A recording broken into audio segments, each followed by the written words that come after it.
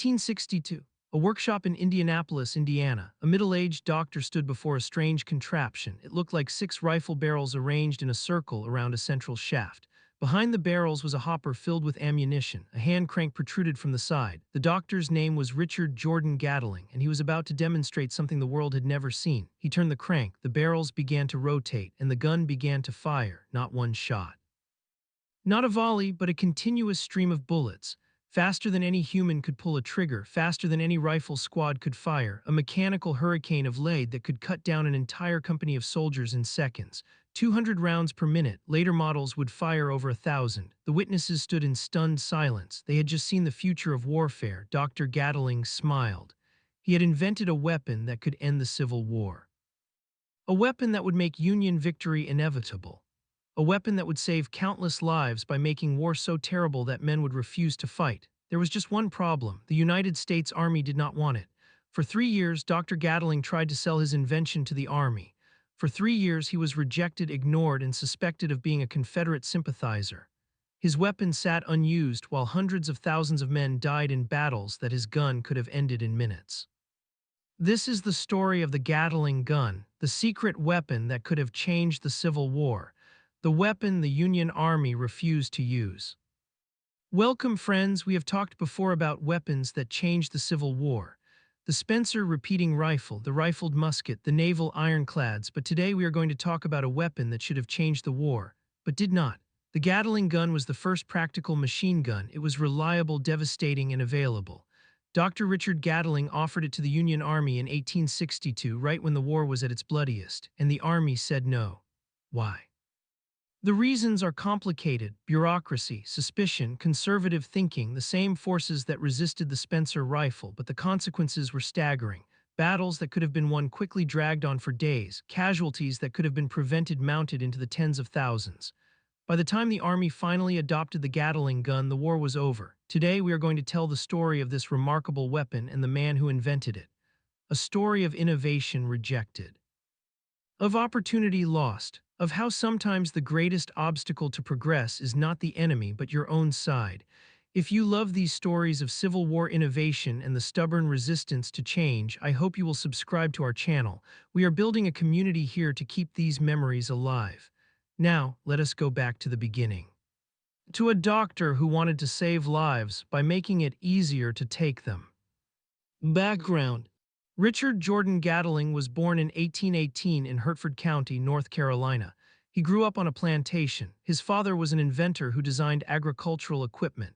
Young Richard inherited his father's mechanical genius. By the time he was a teenager, he was inventing improvements to farm machinery. At age 21, he invented a screw propeller for steamboats.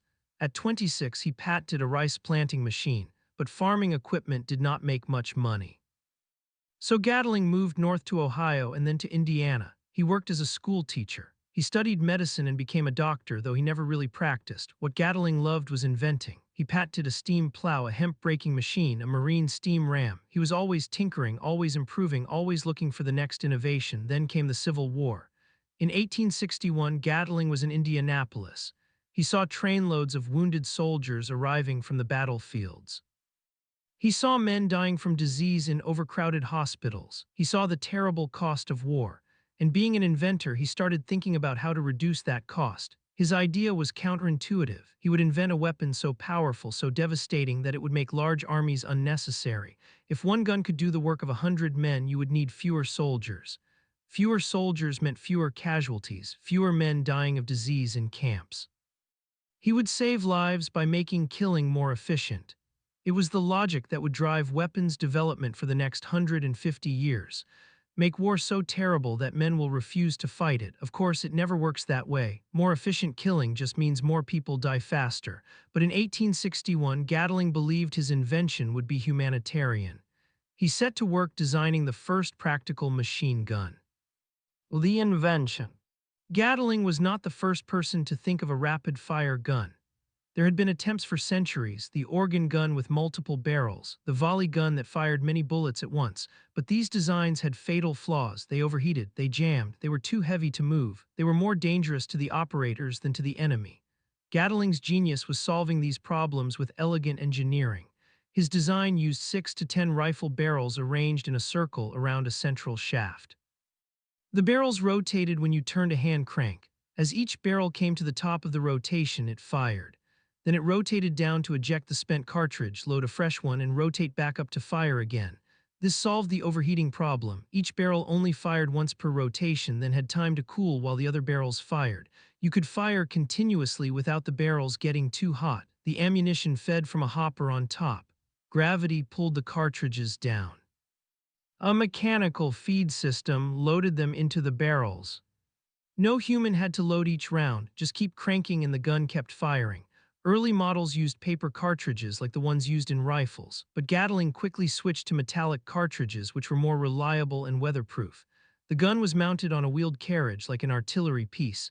It could be moved by horses or by hand, it could be aimed like a cannon, and it could fire 200 rounds per minute, that is more than 3 rounds per second, sustained.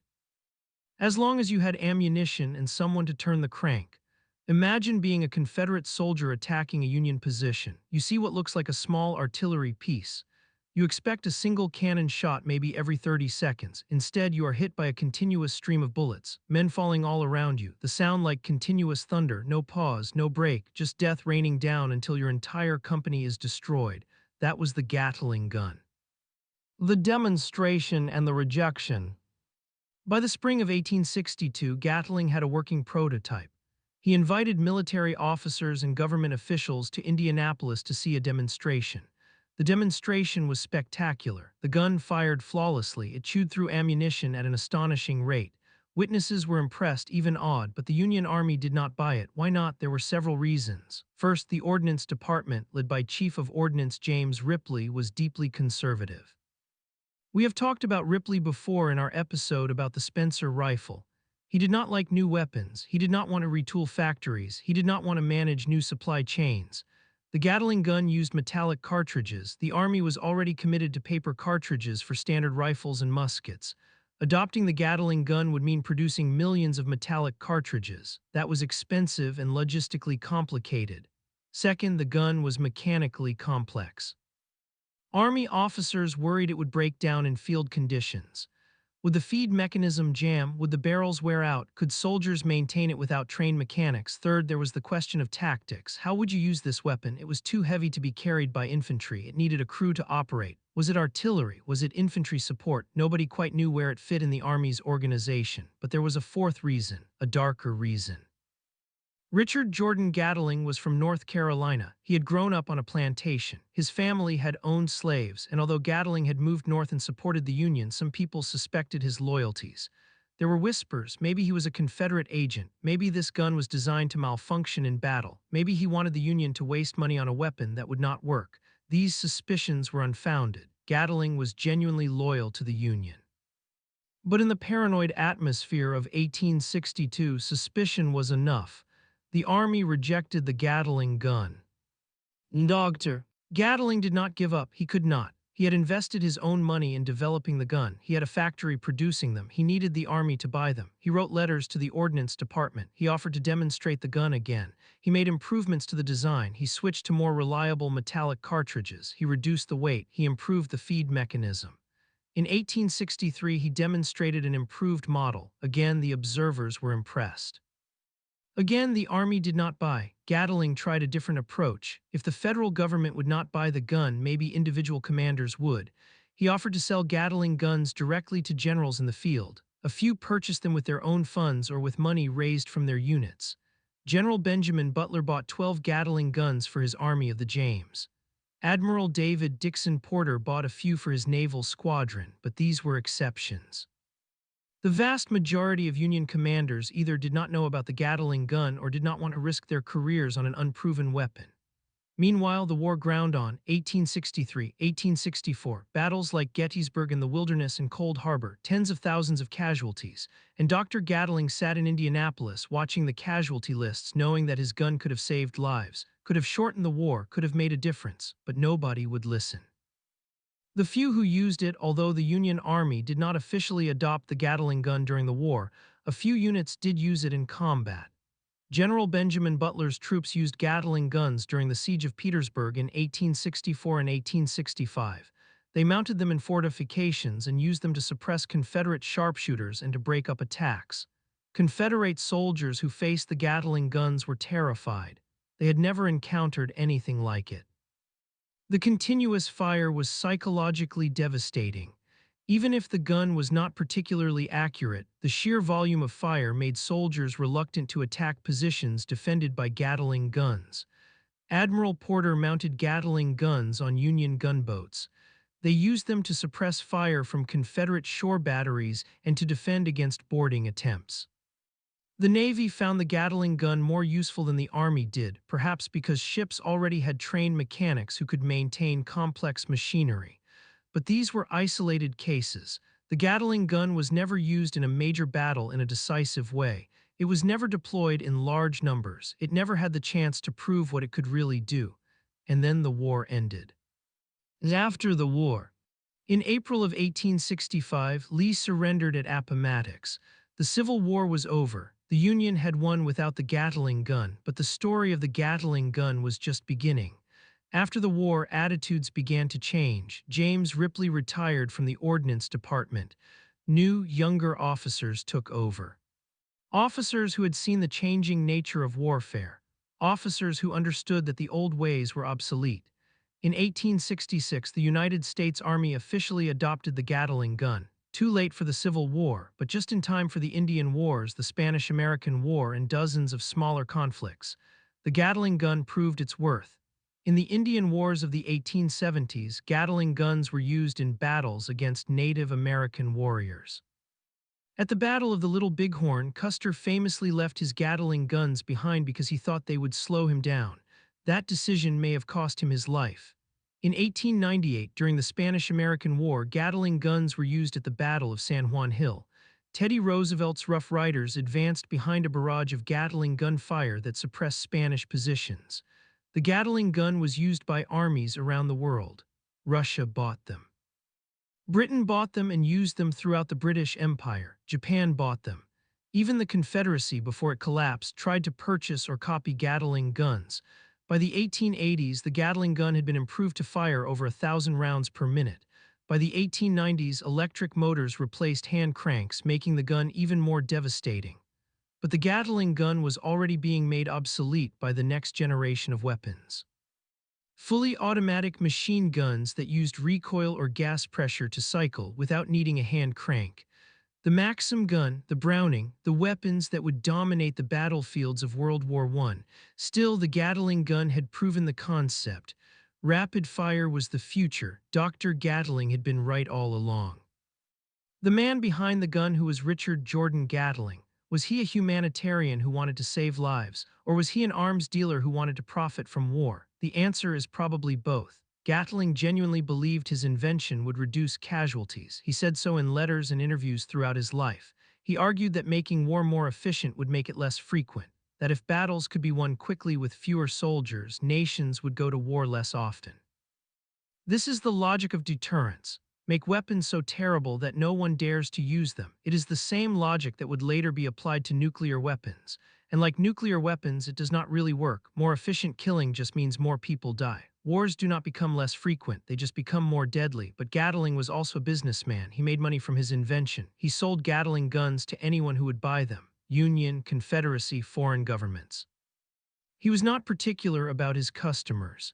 After the war, Gatling continued to improve his gun. He filed dozens of patents. He started companies to manufacture and sell Gatling guns. He became wealthy. He also continued to invent other things. He designed a motor-driven plow, a flushing toilet, various other agricultural and industrial devices. He died in 1893 at the age of 74, a respected inventor and successful businessman. But he is remembered for one thing: the gun that bears his name, the weapon that introduced the world to mechanized killing. Friends, the story of the Gatling gun raises an important question. What if the Union Army had adopted it in 1862? Imagine Gatling guns at Gettysburg, positioned on Cemetery Ridge. When Pickett's charge came across that open field, instead of being met by musket fire, the Confederates would have faced a wall of continuous fire from Gatling guns. The charge would have been slaughtered before it reached the Union lines. The battle would have been over in minutes instead of hours. Imagine Gatling guns at the Wilderness, at Spotsylvania, at Cold Harbor. Battles that turned into brutal, grinding slaughters could have been decided quickly. Would it have shortened the war? Maybe. Would it have saved lives? That is harder to say. The Confederates would have lost more men in the initial battles, but if the war had ended earlier, the total casualties might have been lower, or maybe not. Maybe the Confederates would have retreated earlier and prolonged the war through guerrilla tactics. Maybe the Gatling gun would have just made the killing more efficient without changing the outcome. We will never know because the Army said no. And this is a pattern we see again and again in military history: conservative thinking, resistance to change, loyalty to the old ways even when the old ways are failing. The Army rejected the Spencer rifle until it proved itself in battle. They rejected the Gatling gun until the war was over. They would later reject the airplane, the tank, and countless other innovations. Why? Because change is risky, because new weapons require new tactics, because admitting that the old ways are obsolete feels like admitting you have been wrong. But in war, the side that adapts faster usually wins, and the side that clings to the past usually loses. The Gatling gun was available, it was effective, it could have made a difference. But it sat unused because the people in charge were afraid of change. The dark legacy. There is another side to this story that we cannot ignore. The Gatling gun was the beginning of mechanized warfare. It was the first step toward machine guns, toward automatic weapons, toward the industrial slaughter of the 20th century. World War I, millions of men mowed down by machine gun fire. Verdun, the Somme, Passchendaele, battles where men advanced into walls of bullets and died by the tens of thousands. That started with the Gatling gun. Dr. Gatling thought he was making war less deadly. He thought that by making it possible for few men to do the work of many, he would make large armies unnecessary. He was wrong. Nations just built larger armies and equipped them with more machine guns. The lesson of the Gatling gun is not that firepower reduces casualties. It is that firepower escalates. One side gets a better weapon, so the other side gets a better weapon, and the result is just more death. This is the tragedy of weapons innovation. Every inventor thinks their weapon will end war. Every inventor thinks they are making the world safer, and every time they are wrong. As we close today, I want you to think about that workshop in Indianapolis one more time. Dr. Richard Jordan Gatling standing beside his invention. 6 barrels rotating, bullets pouring out, 200 rounds per minute. He thought he was looking at the future of peace. A weapon so terrible that men would refuse to fight wars. What he was really looking at was the future of war: mechanized, industrial, impersonal. The age of the massed bayonet charge was ending. The age of the machine gun was beginning, and the Gatling gun was the first step. The Union Army rejected it, but the idea could not be rejected. Once the genie was out of the bottle, there was no putting it back. By World War I, every army in the world had machine guns. By World War II, they had improved them even further. Today, automated weapons systems can fire thousands of rounds per minute with no human operator required. Dr. Gatling would be astonished by what his invention led to, and perhaps horrified. He wanted to save lives. He wanted to end the war. Instead, he started an arms race that continues to this day. The secret weapon the Union Army refused to use was not the last innovation they rejected. It was not even the most important, but it was the one that showed us where we were heading, toward a world where killing is efficient, mechanized, and industrialized. Toward a world where one person with the right weapon can do the work of 100. Toward a world where the question is not whether to fight, but how much destruction you can cause before the other side gives up. That world began in a workshop in Indianapolis in 1862, when Dr. Richard Jordan Gatling turned a crank and changed warfare forever. Friends, if this story made you think, please share it. The story of weapons innovation is also the story of human nature. We keep thinking we can build our way to peace, and we keep being wrong. Tell me in the comments. Had you heard of the Gatling gun Civil War history before? Do you think the Union should have adopted it? I read every comment and I learned so much from you. Thank you for spending this time with me. Until next time, keep their memory alive.